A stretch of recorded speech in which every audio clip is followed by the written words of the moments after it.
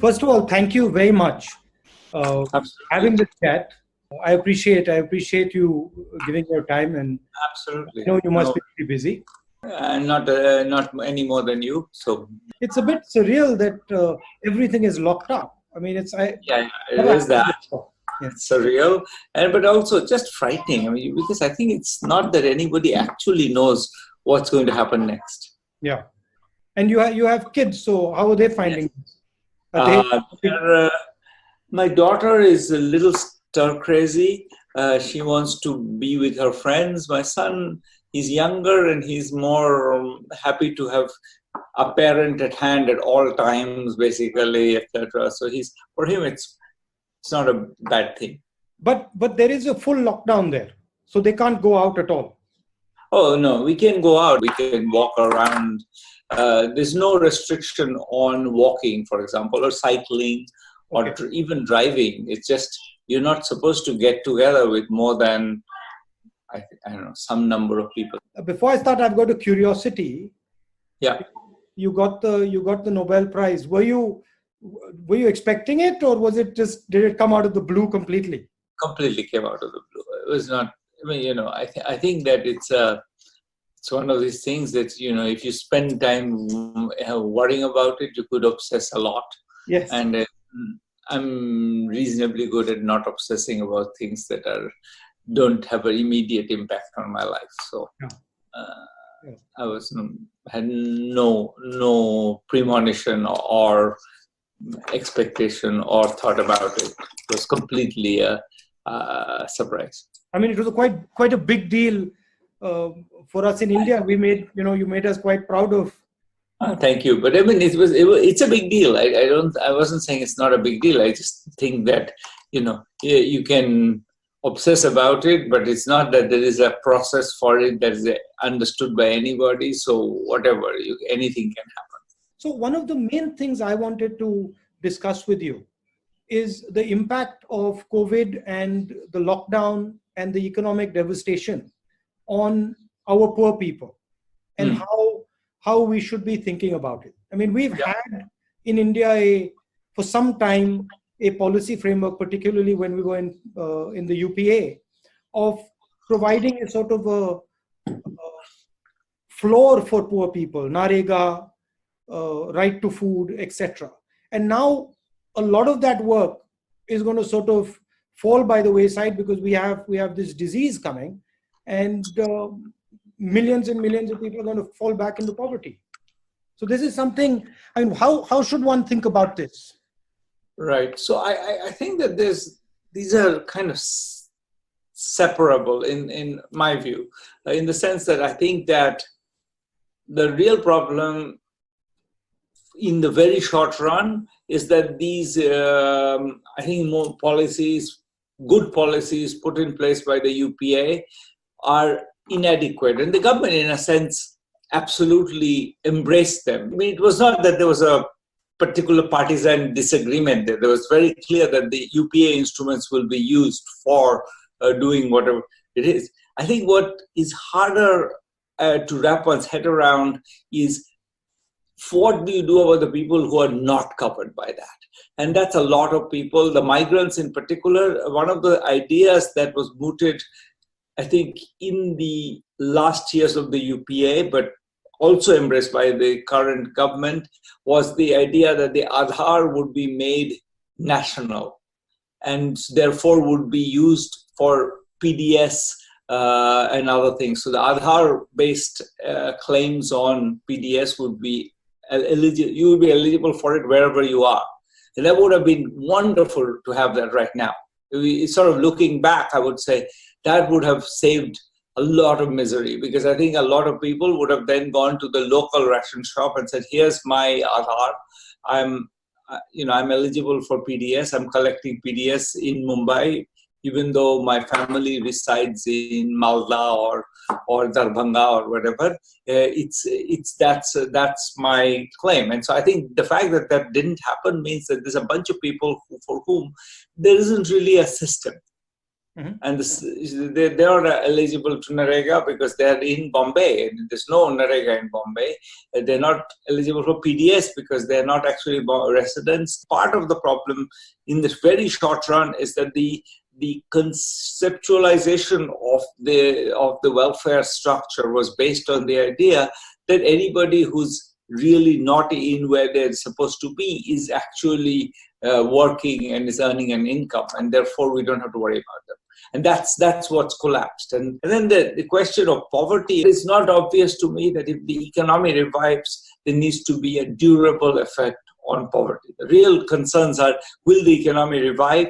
And in particular, how does one think through the possible time paths of this disease through that process? I think we should try to be optimistic about the survival of the overall economic well-being of the country. But a lot of the right actions. Lot of these people, they get their jobs from sort of small and medium businesses who are going to have a sort of cash flow problem, and a lot of those businesses are going to go bankrupt because of the shock. So there is also a link between the economic damage that is going to come to those businessmen and the ability of these people to maintain a job. Absolutely. I mean, that's the reason why a lot of us have been saying that we need a stimulus package. Mm-hmm. That's what the US is doing. That's what Japan is doing. That's what Europe is doing. We really haven't decided on a large enough stimulus package. We're still talking about 1% of GDP or something. The US has gone for 10% of GDP. But there's a sense in which I think we have to, the MSME sector, mostly we have done one thing that I think is wise, which is to kind of put a moratorium on debt payments. I would say we could do more than that. We could even say that the debt payments for this quarter will be cancelled and will be taken care of by the government. So we could do a bit more than that, so that you don't actually have to pay for a quarter where you never pay. It's not just a matter of rescheduling it, just permanently cancel it. We could do that, but beyond that, I think it's not clear that targeting the MSME sector is the right channel. It's more reviving demand, giving money in the hands of everybody so that they go buy in the stores or they buy consumer goods. The MSME sector produces a bunch of stuff that people will want. They've been not buying things. So if they had money, or even if you promise them money, it doesn't have to be that the money is right now. If you're in the red zone, you could say, look, whenever it's lifted, we'll have money in your account. You'll have 10,000 rupees in your account and you can spend it.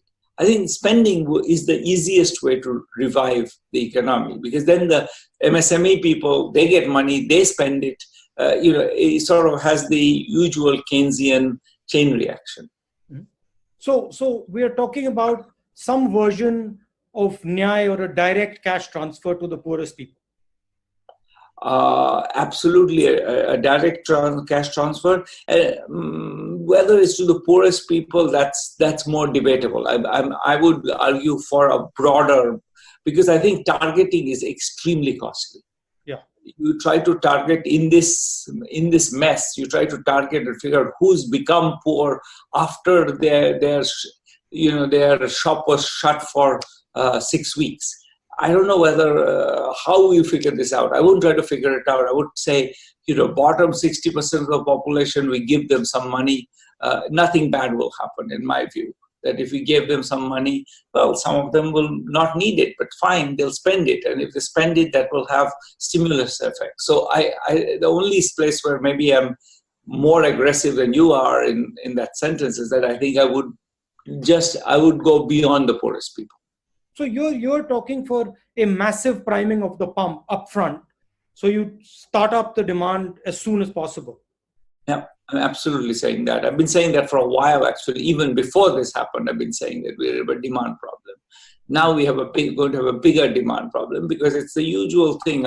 I have no money. I'm not buying anything because my shop is closed, but then your shop is closed because I'm not buying anything from you. So I think... Sorry. Go ahead. And I think implicit in what you're saying is that you need to do it faster rather than slower. So the faster you do it, the more effective it's going to be. Yeah, so it's going to be. Every second lost is actually damaging. You're right in saying I want it fast. I don't want to have us checking everybody's locus standi and whether they're appropriate for this or not. I do think that it may be we shouldn't induce a mismatch of supply and demand by giving people spending power where we have shut down the entire retail sector because they are in the red zone or something. So we need to plan that a bit better than, so that there's you get the money when you can go out and buy, not now. Or you get a promise. You get a promise that you will get the money, so you stop panicking, you stop completely, starving yourself because you want to have a little bit of savings left. So if people were reassured that, in 2 months or whenever the lockdown will be lifted, they're going to have some money in their hands, I think they would be much less worried about it, and they'll be more willing to spend already. And some of them have some savings; they'll spend it. So I feel that we shouldn't necessarily rush into it because there may be places where there's no production right now, there's no supply right now. So putting money in will just burn the money. There'll be inflation. We want to wait for that, but with that caveat, yes, soon. And so the next point is that the sooner you're able to come out of a total lockdown, the better it is. And then you need a strategy for that begins to sort of start up parts of the economy quickly. Otherwise, yes. You got the money is useless there. Correct. So I think sooner you come out of a lockdown, of course, depends very much on the disease. You don't want to take off the lockdown just when a lot of people are getting sick. So it's absolutely, that's absolutely right. We have to kind of be aware of the time path of the disease in taking that decision. The other thing that is slightly different in India is that the food issue and the scale of the food issue. Yeah. So we have large numbers of people who don't have ration cards. There's an argument being made, just hand out what is in the godams because it's going to get more and more full as the harvests come in. So just move aggressively on that. What do you think of that? We in fact wrote an op-ed with Raghu, Rajan and Amartya Sen saying literally that, which is hand out temporary ration cards to anybody who wants one. In fact, put all other ration cards in abeyance. Just put temporary, anybody wants one, and it's a temporary ration card, lasts for 3 months for now, and maybe renewed for another 3 months if necessary, and honor that. So give everybody a ration card. Anybody walks in, give them one, and use that as the basis for making transfers. I think we have enough stocks. We can keep going for a while. The Rabi crop has been good this time, so we're going to have tons of wheat and rice. So at least wheat and rice we can keep giving out. I don't know whether we have enough dal or not, but I think that the government promised dal as well, and so hopefully we have enough dal and oil and cooking oil. But yes, absolutely, we can definitely do that and should really do that. Give out temporary ration cards to everybody. And what else would you think should be on the sort of the package that the government is thinking about? I mean, we've spoken about small and medium. We've spoken about migrant labor, about the food issue. Any other things that you feel should be on that? I think the last piece of this is just, I think, for the people to get cash to people, we really need some machinery. We can't really get cash to people. And people who have the Jan Dhan accounts, they can get the money, but many people don't. And especially, migrants may not have the access to that, etc. So I think we want to also think about what happens to the substantial part of the population that doesn't have access to these things. And probably the right answer is that we should give a bunch of money available to the state governments to try out their own schemes, to be creative in reaching people who are excluded and using NGOs.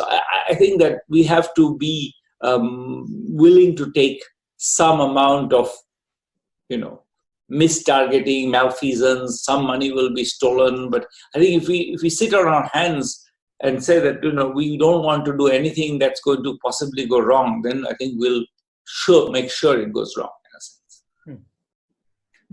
There is a balance between the centralization and the decentralization aspects. I mean, it's true that each state has its own nuances. Kerala is doing something completely different. Uttar Pradesh is doing something completely different. But then the central government also has a particular role that they have to play.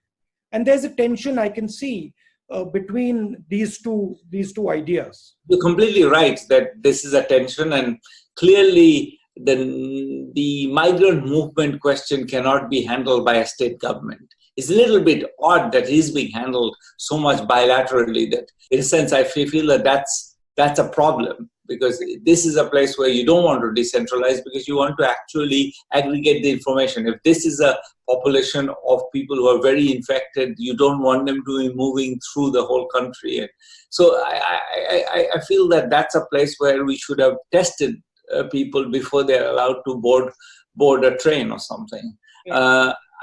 So that's a central question.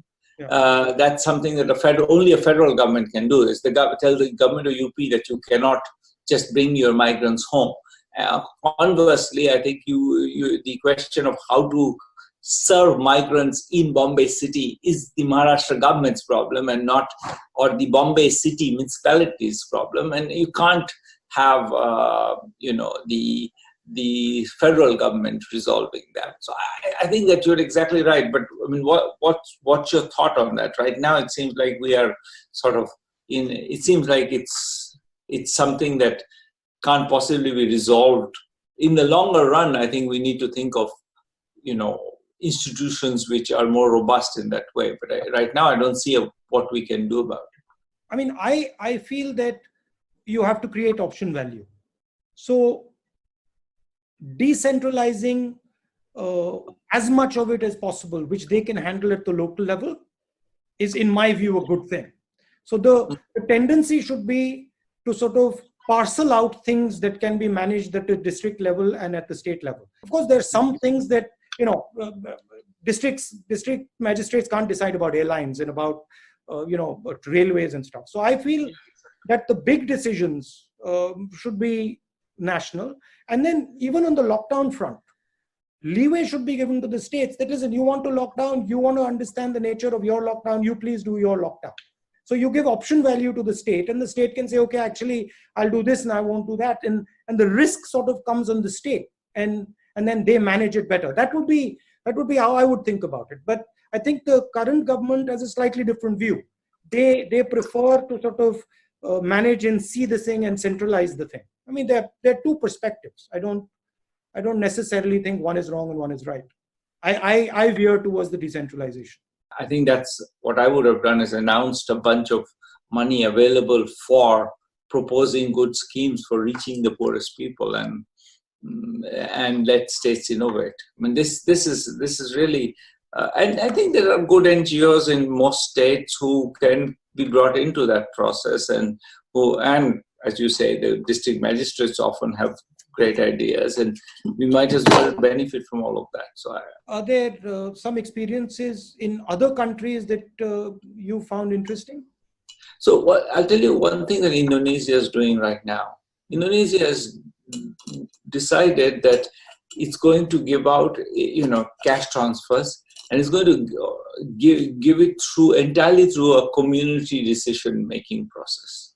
So the community is going to decide who are the people who are needy, and choose them for the transfers. And I mean, we've worked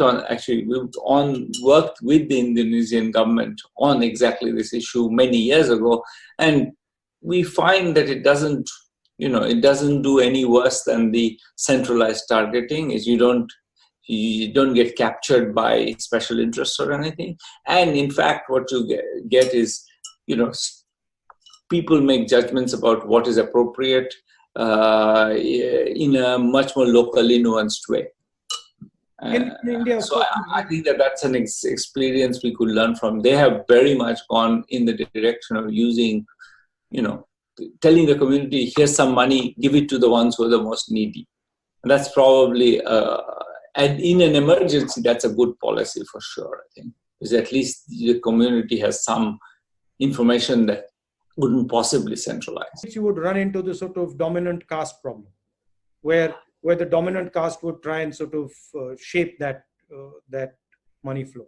Maybe, but on the other hand, you'd worry that if you in the process of trying to prevent that, I would rather put in place extra money to allow for that than to try to figure out who are the deserving people in the village. It just seems to me, I think the one that drives a bit in the direction of what I think you've been saying and the government has also been saying, which is try to widen the reach of PDS. And that's clearly right, and make that basically quasi-universal. So that's one way to avoid that. But if you want to do more than that to get cash to people, and some people have these Jan Dhan accounts and others don't. Some people are in NRDGA roles. That's another way to get cash to people, and some are not. Some are on the Ujjwala lists, and some are not. Once you got through those lists, you still find that there is a bunch of people, many, many, many millions who are excluded. And how do you serve those people? And for that, it's clear that there should be some funds available to some very local authority who can identify those people and serve them. And I don't disagree with you that there might be elite capture of some form or the other. We worried about that a lot in Indonesia when we were working there. In fact, found not much evidence for it, to be honest. I think we'll have to sort of take a chance that some of this will go wrong. But I think if we don't take a chance, we'll surely get it wrong. So be brave, basically. Yeah. Take few risks because we are in a bad situation. When you're in dire straits, then I think being brave is the only option, really. And how do you see this thing playing out, once the disease washes out 6 months from now, from the poverty aspect? There's obviously going to be a backlash, economic backlash. There's going to be bankruptcies. How do we sort of think of it in the medium term as opposed to the immediate short term? Right. So that's sort of what we were talking about a little bit before, which is, this question of, I think, a demand shortfall. I think that's there are two concerns. One is how to avoid a chain of bankruptcies. Mm-hmm. And I think maybe writing off a lot of debt is the way to avoid that, as you had mentioned. And the other one is a demand shortfall, and getting some cash into the hands of the population is the best way to kickstart the economy. The US is very aggressively doing that, and this is a Republican administration run by a bunch of financiers, in fact, and they are willing to do it where we should be willing. This is not run by like a bunch of socially minded liberals. It's run by people who used to work in the financial sector, but they've decided that just for economic survival of the economy, we need to pump money into people's hands. And I think we should take a cue from that.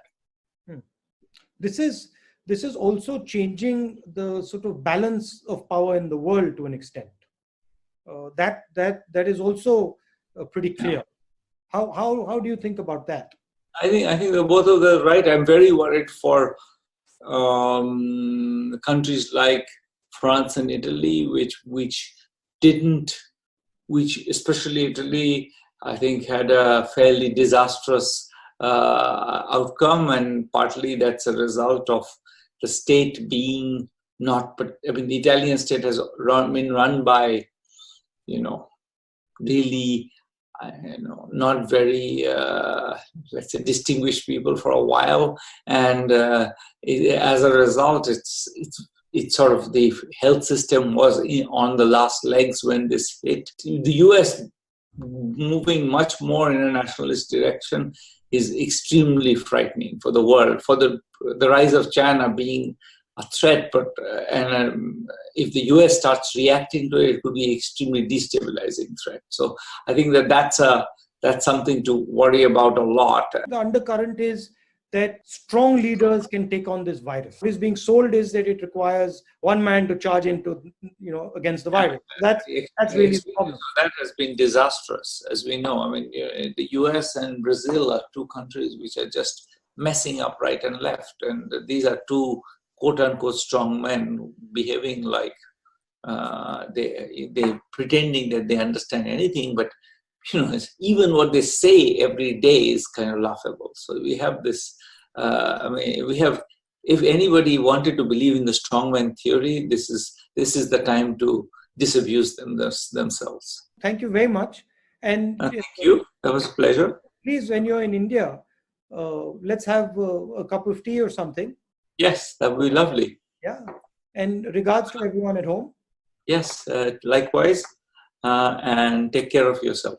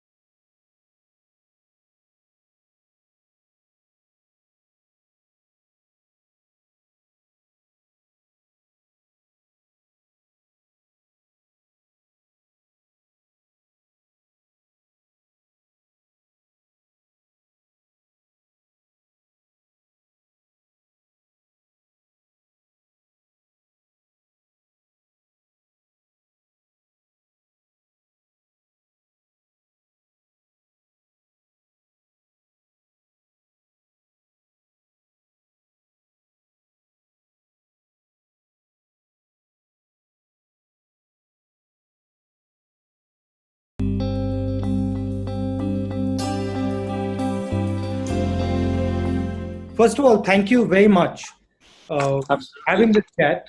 I appreciate you giving your time.